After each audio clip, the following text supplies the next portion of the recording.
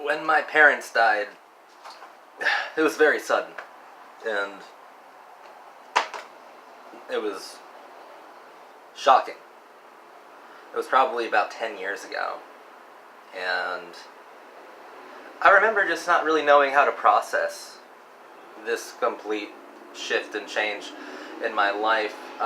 Really small knit, really small family, and like I don't have any brothers or sisters. I don't really have any cousins. So when my parents died when I was something like 19 or 20, my I was alone, and it was incredibly frightening. And I remember I watched The Thin Red Line for the very first time. That was like maybe like 2 or 3 nights after my parents passed away. And Private Wit, played by Jim Caviezel, his opening voiceover, talking about being there while his mother was dying, and how he was searching for the immortality he hadn't seen, searching for the immortality he hadn't seen, because that's where it is. The immortality.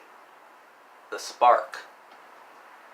The Thin Red Line completely spoke to me in an incredibly hyper-personal way, and helped translate the kind of inexpressibly damaged emotions that I was feeling into something that I could actually observe, something that I could learn from, something I could make sense of, translated it into something that spoke to me. And Terrence Malick's The Thin Red Line completely did that. I watched a lot of war movies during that period, actually. War films are some of the most hyper-poetic and powerful films about loss, and The Thin Red Line is the best war film ever made. But specifically, The Thin Red Line is a film about God, a film about Messiah figures. It is centered around Private Wit, played by Jim Caviezel, and Sean Penn's character, who is an operating nihilist, who is essentially a cold cynic who doesn't believe in anything. And there are 3 separate conversations going on almost as markers in the film to take you to the next kind of spiritual or transcendental act of it. And I like to liken those scenes to Antonius Bloch playing chess with death in The Seventh Seal. Only in these scenes, Jim Caviezel is just kind of waxing poetic, and Sean Penn is not necessarily trying to crush his spiritual dimensions. What Sean Penn is actually trying to do is desperately believe, is desperately find faith. In today's video, we're going to be comparing 2 filmmakers who are probably the most faithful directors in the world, barring Martin Scorsese. Martin Scorsese is also an incredibly religious filmmaker too, in his own way. Not as overt as these two, Terrence Malick and Andrei Tarkovsky. And I wanted to share that personal anecdote up front, because these are very personal filmmakers. These are dynamics. They fall into the dynamic becoming distinction. If you follow the channel, you understand what that means. Essentially, it means that they make films that are meant to be intuited. You intuit the meanings from them, and they change over time as you grow as a human being. And there's no right or wrong way to truly view them. And these 2 filmmakers, this is the hardest versus I've ever done, because they are so incredibly similar. So absurdly similar. This was a great suggestion. This is just absolute insanity. They are so incredibly alike. So I'm actually going to use this from the lens of religion, and how Malick and Tarkovsky view God, specifically the Christian God, because I believe that they are both kind of neo-Christian mystics in a way. And I talked to David, who you would remember from the channel. He's been on screen, you've seen him, but he's mostly in those long-form discussion videos, smart as a whip, super intellectual. And I was running this by him, and then we got into a conversation about the distinction between how they approach their God. And we came to the conclusion that Malick views God as something that can possibly be understood either through rumination, through meditation, or most interestingly, through transcendence. God is something that can be kind of obtained. kind of can be felt, that can be seen. Whereas Tarkovsky views his God as something completely ineffable, something neither here nor there, but something that has complete faith. You have to have complete faith in it, and he's very good at murdering doubt in his films, specifically in Stalker, a film that is about struggling with faith, struggling with the concept of miracles that forces you to accept the miraculous at the end of the film. A primary difference, in my opinion as well, is that Tarkovsky believes in a silent God. Malick, I'm not entirely convinced that he fully believes in God. If you watch The Thin Red Line or Days of Heaven or The Tree of Life, he is almost saying that I know this God is unreal.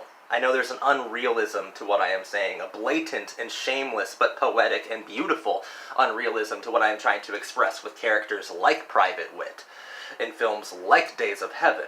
There's something unreal about it, but even if it isn't true, it should be true, because we've earned it. The misery that we've all felt in our lives, we've earned this kind of spiritual alleviation, this spiritual kind of satisfaction. We've earned divinity through our suffering.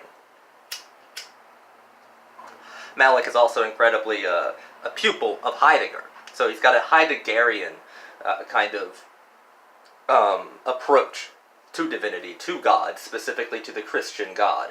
I believe that he believes in not necessarily a noble lie, but I think that he believes very strongly in the human character, and that even if it isn't true, we could dynamically force it to become true because we've earned it through our misery.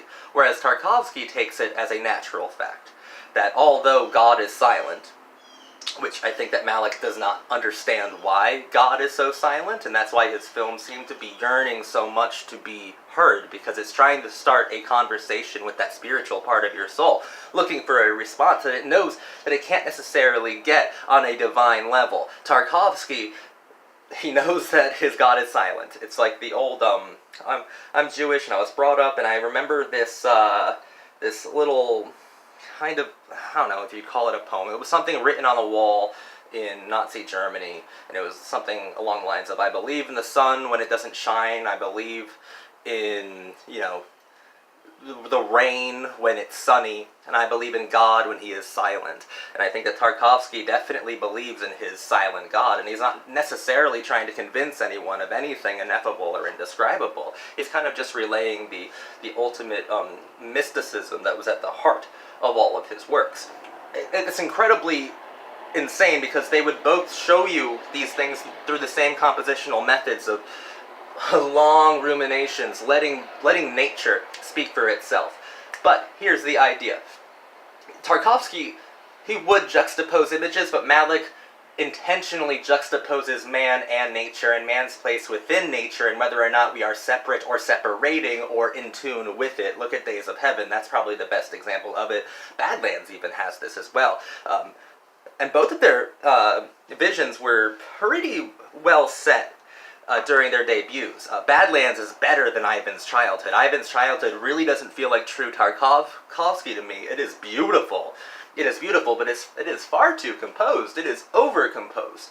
Malick had a very precise idea of the kind of filmmaker that he was right out the gate with Badlands, whereas Tarkovsky, I think he came into his own during Andrei Rublev. And that's an incredible film. So if I have to pit these two against each other, like, who am I going to pick? I like more Tarkovsky films than I do Malick. The only films by Terrence Malick I like are his first three: Badlands, Days of Heaven, and The Thin Red Line. And by like, I mean I think that they are all masterful. I think they are all nearly perfect, or flawless, or completely, let's just gush over these fucking movies, they're fucking brilliant. I like basically every film Tarkovsky ever made. So, on the face of it, Tarkovsky is better. But if you ask me personally, I do not believe in a silent God. I don't really think that I believe in God. But I find myself on the side of Malick, that we've suffered so much misery, so much loss, so much complete and utter chaos and depression in our lives, that we've earned something, right? That there is a spark. That there was a messiah complex to Jim Caviezel, to Private Wit, but it was real.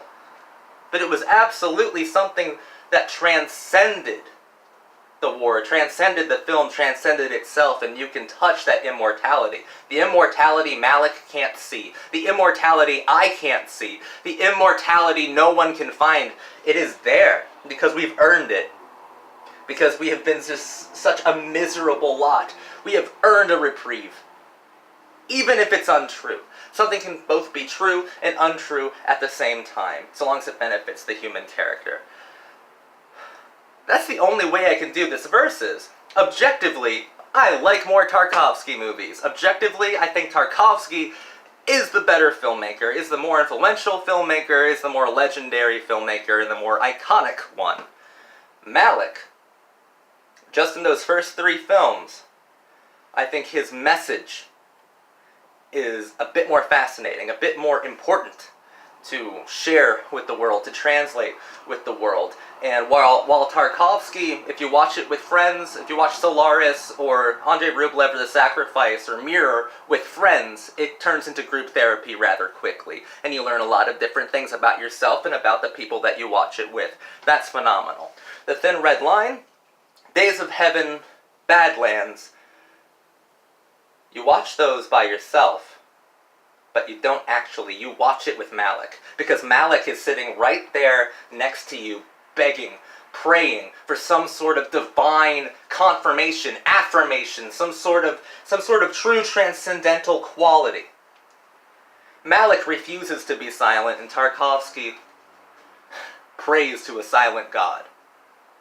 And they're both deeply, deeply religious and deeply, deeply brilliant. And I'm sorry if it's controversial that I don't like, films like A Tree of Life or The New World or To the Wonder. I just feel that he knocked it out in 3 films. He completely knocked it out, and he doesn't really need to do anymore. I know The Tree of Life has a lot of fans. I'm not personally one of them. I feel that he gets to a place where he kind of loses himself, Malick. He loses himself in intuition. I think The Thin Red Line was a perfect kind of mixture of both structure and complete intuition, of dynamic being in its totality at its maximum virtue, is probably something like The Thin Red Line. But then I have to look at Tarkovsky and go, Stalker is brilliant! Zach, what are you doing? Solaris is one of the best fucking science fiction films ever made. Andrei Rublev is exhausting. You live an entire life experience through that film. A muted one. A silent one. But I refuse to be silent. Was it Sartre? Who, the existentialist philosopher, who said, though God does not exist, I cannot deny, but the fact that my body, every fucking muscle in it aches for God and screams out for God, I also cannot deny. He said something like that. And that's what I'm on. And that's why I actually have to go with Terrence Malick. Specifically with his views on religion. Not that Tarkovsky's are poor. They're incredibly sophisticated, and I think that they are well thought out and expertly expressed. It's just that Malick, I'm with him. I need to find some sort of spiritual refuge, some sort of salvation, because I feel that you and I, that people who have experienced true pain and loss, have deserved it. I had to find that immortality that I hadn't seen, because that's where the truth is, that's where the spark is, and that's where God is. Thank you guys for watching this video. If you have any suggestions on verses, leave them in the comments below, and if I feel like I have enough to say about them, I will definitely make a video out of it. It's kind of a fun thing. It's a back and forth with you guys. But what do you think? Because I even ran a Twitter poll. You can follow me on Twitter, by the way. I ran a Twitter poll, and it was about 50-50. People were really just split on Malick versus Tarkovsky. And I completely understand why, but I was kind of surprised. I thought Tarkovsky would definitely have the edge or the advantage, but he didn't. It was truly down the middle. Where do you guys stand on this? Because it's so hard. This is the hardest versus I've ever had to do. Thank you, guys. Has been incredibly challenging. God, Sofia Coppola versus Stanley Kubrick may sound absurd, but that was easier than this, you know? This was really hard. But I chose religion as my angle because I feel that that's the most important thing for both filmmakers to express, and they expressed it incredibly well. Malick, Tarkovsky, and Scorsese are the three greatest filmmakers who try to give you religious experiences through film. I'm astounded. I love all these people, man. Thank you guys for watching, and I want you to have a wonderful day, and that's about it. Thank you guys so much.